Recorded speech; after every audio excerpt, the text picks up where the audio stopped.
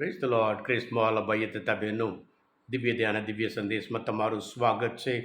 મે 21મી તારીખ આ સંદેશ સાંભળવા તમારા સૌ માટે અને તમારા પરિવારજનો મળીથી પ્રાર્થના કરું છું. તમારા બાઇબલ લઈ લો, પ્રભુ ઈસુના વચન સાંભળીએ. યોહાનનો ગ્રંથ 17મો અધ્યાય 20થી 26મી કલમ સુધી. યેસુ બોલ્યા, હું કેવળ એમના માટે પ્રાર્થના કરું છું એમ નથી, પણ જેઓ એમના ઉપદેશ દ્વારા મારામાં શ્રદ્ધા રાખનાર છે એમને માટે પણ હું પ્રાર્થના કરું છું કે તેઓ બધા એકરૂપ થાય. જેમ તું પિતા મારામાં વસે છે અને હું તારામાં વસું છું, તેમ તેઓ પણ આપણામાં વસે, જેથી જગતને ખાતરી થાય કે તે જ મને મોકલ્યો છે. તે મને જે મહિમા આપ્યો છે તે મેં એમને આપ્યા છે, જેથી આપણે જેમ એકરૂપ છીએ તેમ તેઓ પણ એકરૂપ થાય. હું એમનામાં વસું છું જેમ તું મારામાં વસે છે, જેથી તેઓ સંપૂર્ણપણે એકરૂપ બની જાય અને જગતને ખાતરી થાય કે તે જ મને મોકલ્યો છે. અને જેમ મારા ઉપર વિશ્વાસ રાખ્યો છે તેમ એમના ઉપર પણ પ્રેમ રાખ્યો છે. હે પિતા, મારી એવી ઈચ્છા છે કે તે મને સોંપેલા આ લોકો હું જ્યાં હોઉં ત્યાં રહે, અને સૃષ્ટિના મંડાણ પહેલાં મારા ઉપર પ્રેમ રાખીને તે જે મહિમા મને આપ્યો હતો તે તેઓ પણ જોવા પામે. આ પ્રભુની વાણી છે, તે આપણો આધાર છે. ક્રિસ્મોલ ભાઈ બહેનો, બહુ અદ્ભુત પ્રાર્થના.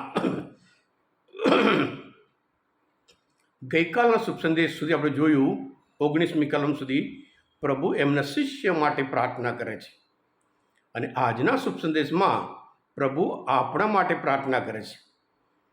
પ્રભુને પૂરી ખાતરી હતી કે આ શિષ્ય દુનિયામાં ખૂણે ખૂણે જવાના છે, અને પછી તેઓ આ શુભ સમાચાર, શુભ સંદેશ પ્રચાર કરવાના છે કે મુક્તિદાતા કોણ છે, સર્જનહાર કોણ છે, મસીહા કોણ છે, એમ લોકો જાણવા પામે અને લોકો પણ વિશ્વાસ રાખે. હા ક્રિસ્મોલ ભાઈ બહેનો, અલગ અલગ દેશોમાં આ લોકો જવાના, અલગ અલગ ભાષાના લોકો સાંભળવાના, અને અલગ અલગ સંસ્કૃતિમાં પ્રભુનો સંદેશ એ લોકો પ્રચાર કરવાના. પ્રભુને ખાતરી હતી વર્ષો પછી, 2000 વર્ષ પછી પણ ગુજરાતમાં પણ ઘણા બધા, એટલે પ્રભુ આપણા માટે પ્રાર્થના કરે છે. કેટલું અદ્ભુત છે. અને પછી જેવી રીતે શિષ્ય માટે એકતા, એવી રીતે એમના ઉપર વિશ્વાસ રાખે છે, એમના માટે પણ આપણા વચ્ચે એકતા જોઈએ. સંપ ત્યાં જંપ ગુજરાતીમાં કહેવાય. Unity is strength. હા ક્રિસ્મોલ ભાઈ બહેનો, અને પછી મોડલ પણ બતાવે છે. જેવી રીતે પિતા અને પુત્ર અને પવિત્ર આત્મા એક છે, એવી રીતે આપણે પણ એક થઈએ. એક જ વિચાર, સત, ચિત્ત, આનંદ. અને એનું પરિણામ દુનિયાને ખબર છે કે આપણા પ્રભુના સંતાનો છીએ. સાથે સાથે ક્રિસ્મોલ ભાઈ તમે પ્રભુ પ્રાર્થના કરે છે, પ્રભુ ઈસુને જે સૃષ્ટિના પહેલાં, મંડાણ પહેલાં એમને જે મહિમા આપ્યો હતો એ મહિમા આપણે પણ જોવા પામીએ. અને સાથે સાથે પ્રભુ ઈસુ જ્યાં હોય ત્યાં આપણે પણ હોય, સ્વર્ગમાં. એ યોહાનના ગ્રંથમાં 14મો અધ્યાયમાં કહ્યું, હું જાઉં છું જેથી હું જ્યાં હોઉં ત્યાં તમે પણ હો. અને જ્યાં પ્રભુ હોય ત્યાં આપણે જવાનું હોય, તો પછી એક મન બનીને જીવવાનું છે. ક્રિસ્મોલ ભાઈ બહેનો, પ્રેષિતોના ચરિત્રોમાં 4 અધ્યાયમાં 32મી કલમ, આમ વિશ્વાસીઓનો સંઘ એક મન અને એક જીવ બની ગયો.